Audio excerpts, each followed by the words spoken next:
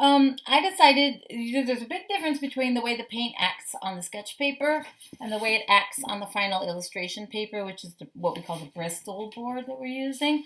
So I'm going to work simultaneously on sketchbook and final illustration. I mixed up my colors. Now, actually, these colors look much too thin and sheer to me. You're going to notice throughout my courses, I work with pretty heavy paint.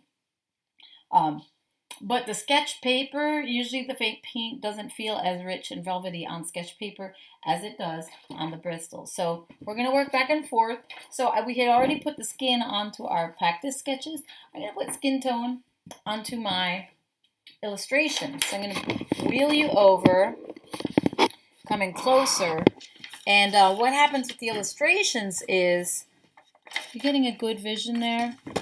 What happens with the illustrations is the paper is thick. You're working with wet watercolor. Get a little more light here. So the watercolor is going to wrinkle the paper. When I work on final illustrations, I really don't want them to be wrinkled. So I take masking tape and I tape down all four edges of my illustration. This tape will not come off until my work has dried.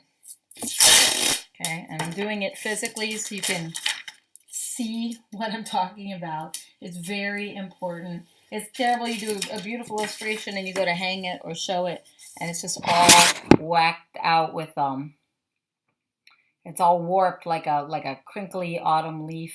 You know, you don't have it nice and flat. So I flatten that down. I never get tired of this stuff. So I've loaded my brush with color and then I dabbed it on a paper towel because I don't want it to be too wet.